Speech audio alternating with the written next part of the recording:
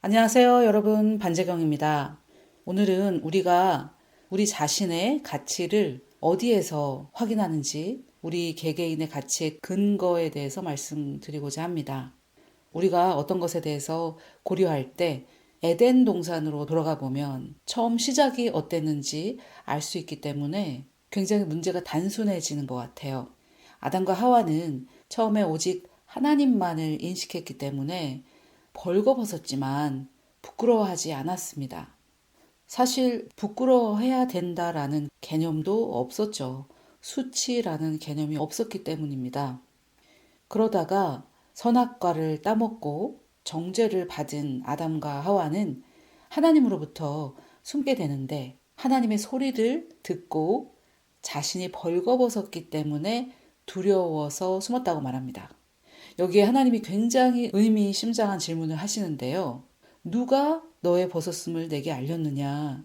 이렇게 질문하십니다. 사실 그들이 벗었음을 알린 제3자는 없었죠. 다만 하나님께서 계속 이렇게 말씀하십니다. 내가 내게 먹지 말라 명한 그 나무 열매를 내가 먹었느냐?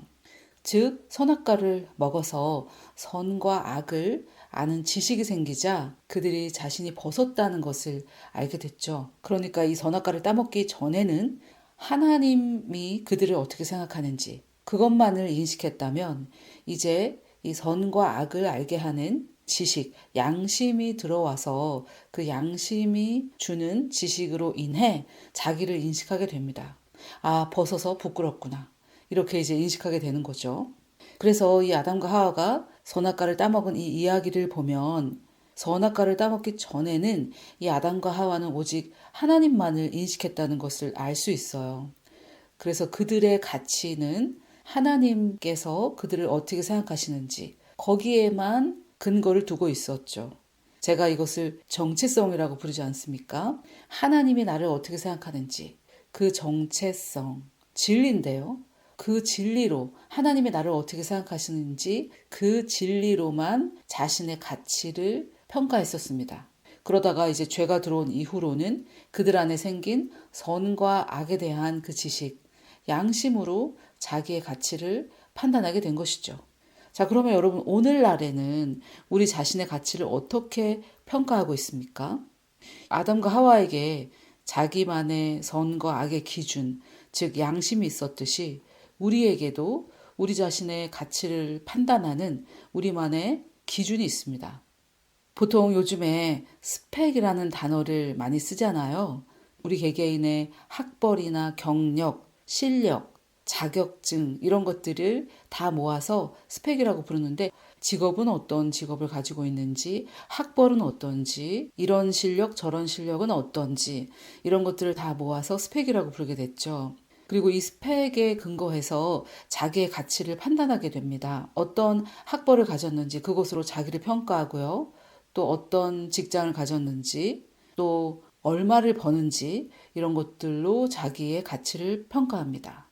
또 외모로 평가하고 요즘은 뭐 유튜브 구독자 수 또는 인스타 팔로워 수, 카톡 친구 수 이런 것들로 자기의 가치를 평가하곤 하죠. 사역자들도 다를 게 없어요. 사역의 크기 또는 영향력 이런 것들로 자기의 가치를 판단하려고 합니다. 빌립보서에 보면 복음을 전하는 것도 주님을 위해서 영혼들을 사랑해서가 아니라 바울과 경쟁하느라고 복음을 전한 사람들도 있었어요.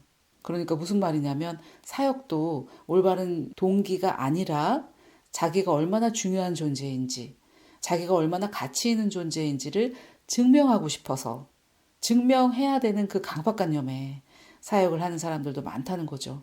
지금까지 제가 거론한 모든 것들 너무나 슬픈 것들입니다.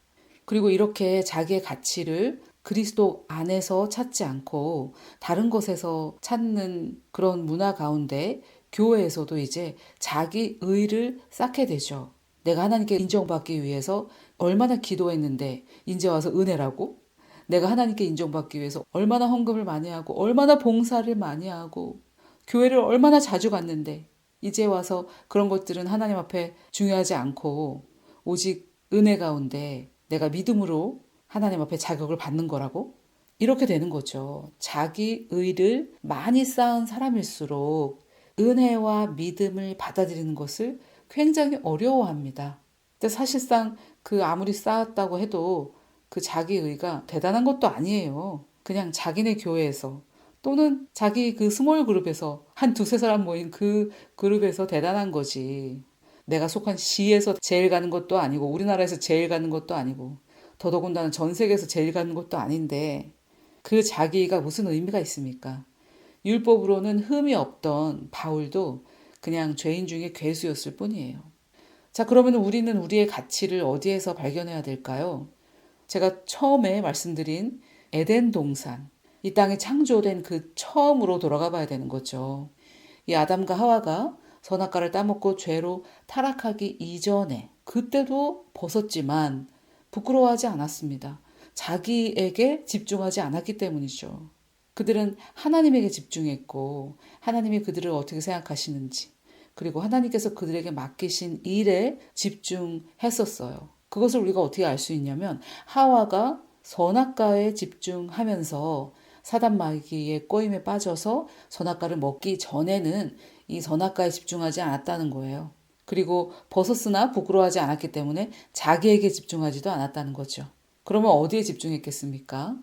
선악과 외에 그들에게 주신 하나님의 그 모든 축복과 또 그들에게 주신 사명, 동물들에게 이름 짓고 에덴 동산을 다스리는 그 사명.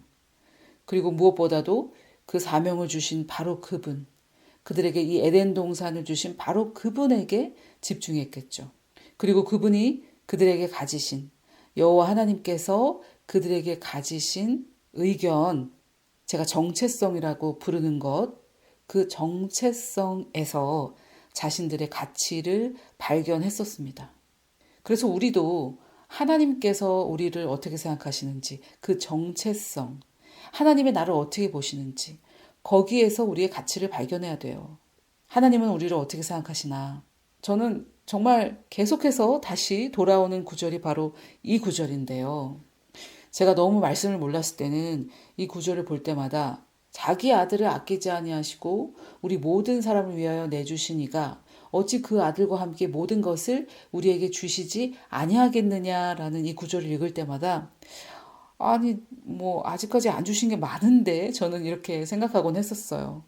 왜냐하면은 이미 재정의 부여와 건강과 인간관계의 형통이 내 영 안에 이미 주어졌다.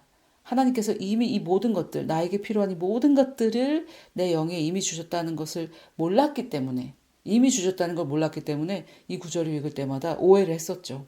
그러나 여러분, 정말 저는 이 로마서 8장 32절만큼이나 논리적인 주장을 지금까지 들어본 적이 없어요. 예수 그리스도는 하나님이신데 그분을 아끼지 아니하시고 우리 모든 사람을 위하여 내주셨다면은 그러니까 우주 만물 중에 가장 귀하신 분을 내주셨다라고 할 때 그 예수님보다 가치가 떨어지는 것들 그것들을 왜 우리에게 주시지 아니하겠느냐. 사실상 이미 주셨다라고 말하는 것이라고 저는 생각합니다. 실제로 우리 영에 주어졌고요. 그런데 여기에서 오늘은 우리가 어떤 가치를 가지고 있느냐에 대해서 얘기하고 있기 때문에 여기 자기 아들을 아끼지 아니하시고 우리 모든 사람을 위하여 내주셨다라는 부분을 좀 강조하고 싶어요. 여기 우리 모든 사람을 이니까 저와 여러분 모두 여기에 속합니다. 여기 모든 사람에 속하지 않는 사람은 아무도 없어요. 그래서 우리 모두가 여기에 속해요. 즉 여호와 하나님께서는 저와 여러분을 위해 그분의 아들을 아끼지 아니하고 주셨다라는 것입니다. 여러분 어떤 A라는 물건을 사는데 그 A가 100만 원이라고 해볼게요. 근데 그 A라는 물건을 살 때 100만 원이 너무 아까워서 이 100만 원을 낼까 말까 낼까 말까라고 한다면은 그 A라는 물건은 나에게 있어서는 100만 원 가치가 안 된다라는 생각이 있기 때문이죠. 그런데 내가 그 물건을 살 때 100만 원을 아낌없이 아끼지 않고 지불했다면은 나에게는 그 A라는 물건이 100만 원보다 훨씬 더 가치 있는 그런 물건이기 때문이겠죠. 이 논리를 그대로 이 로마서 8장 32절에 대입한다면 하나님께서 우리를 위해 저와 여러분 모두를 위해 자기 아들을 아끼지 아니하고 내주셨다라면 하나님께서 보시기에 이거 정말 우리가 이해하기는 너무 힘든 말인데 하나님 보시기에 우리가 예수님의 가치보다 결코 떨어지지 않는다라는 얘기죠. 아끼지 아니하고 주셨다고 하잖아요. 정말 이해하기가 너무 힘든 복음입니다. 그래서 결론적으로 우리가 이 구절에서 알 수 있는 것은 무엇이냐면은 나는 예수 그리스도만큼 가치 있는 사람이라는 정말 믿을 수 없는 진리를 알 수 있게 되죠. 하나님께서 나를 그분의 사랑의 대상으로 보셨기 때문에 예수님을 아끼지 아니하고 주신 것입니다. 우리 그리스도인들은 착한 사람 컴플렉스 같은 게 있어요. 나는 하나님께서 사용하시는 도구다. 이런 생각을 많이 가지고 있죠. 그래서 내가 하나님의 사랑의 대상이라는 진리를 받아들이기 힘들어해요. 내가 하나님의 그 사랑의 목적이다.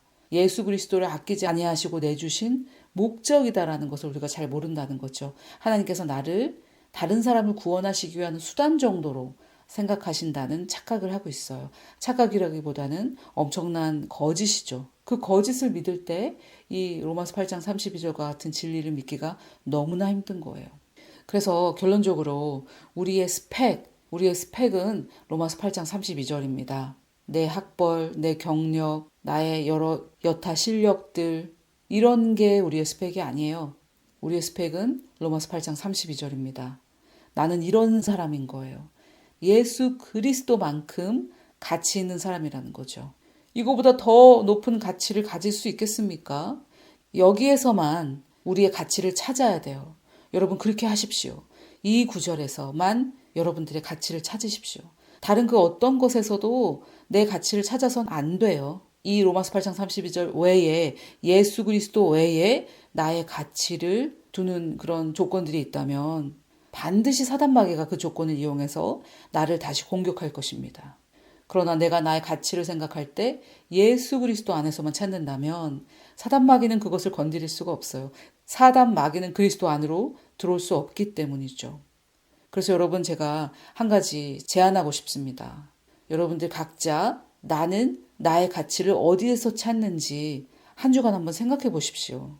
이것이 묵상이에요. 이것이 묵상입니다. 나는 언제 내가 꽤나 괜찮은 사람이라고 생각이 드는지. 사역자님들도 마찬가지예요. 사역자라고 해서 진리에 자기의 가치에 근거를 둔다고 확신하실 수 있습니까? 그래서 우리가 한번 이것을 생각해 봐야 됩니다. 언제 내가 열등감을 느끼는지, 언제 내가 자존감이 낮아지는지, 언제 내가 마음이 상하는지, 언제 내가 상처받는지.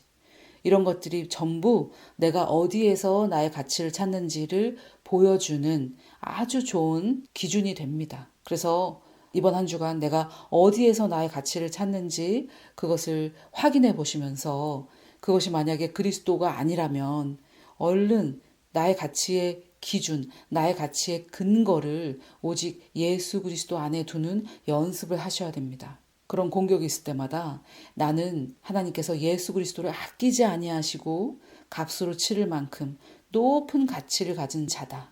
나는 그리스도 안에서 예수님만큼 높은 가치를 가지고 있다. 하나님 앞에 나는 너무나 소중하고 너무나 가치 있어서 그분은 그리스도를 아끼지 아니하시고 나를 위해 내어주셨다. 이렇게 자꾸만 그리스도 안으로 들어와야 돼요. 우리의 생각을 새롭게 해서 하나님이 우리를 어떻게 생각하는지 이 정체성에 나의 자아상을 자꾸만 맞춰야 됩니다. 여러분 제가 이렇게 많은 사람들을 만나보니까 어린아이나 나이가 많은 할아버지 할머니들이나 다 마찬가지예요. 낮은 자존감이 문제더라고요. 낮은 자존감이. 그러나 우리는 낮은 자존감으로 괴로워할 필요가 전혀 없는 사람들입니다. 우리의 가치는 영향력 있는 사역자이기 때문에 내가 가치 있는 사람이 아닙니다. 돈을 많이 버는 사업가이기 때문에 가치 있는 사람이 아닙니다. 그 외 여러 가지 조건들, 그런 것들 때문에 내가 가치 있는 사람이 아닙니다. 나는 오직 그리스도 안에서 하나님께서 나를 높은 가치로 평가하고 계시기 때문에 예수 그리스도의 가치로 나를 평가하고 계시기 때문에 그래서 나는 놀라운 가치를 가진 자가 된 것입니다. 여러분이 진리 안에서 굳게 뿌리 내리시고 그 어떤 것이 나를 흔들려고 할지라도 하나님께서 생각하시는 그 가치, 예수 그리스도 안에 있는 나의 가치, 그 안에서 결코 흔들리지 않으시는 저와 여러분이 되시기를, 우리의 가치 그 자체가 되어주신 우리 주 예수 그리스도의 이름으로 축복합니다.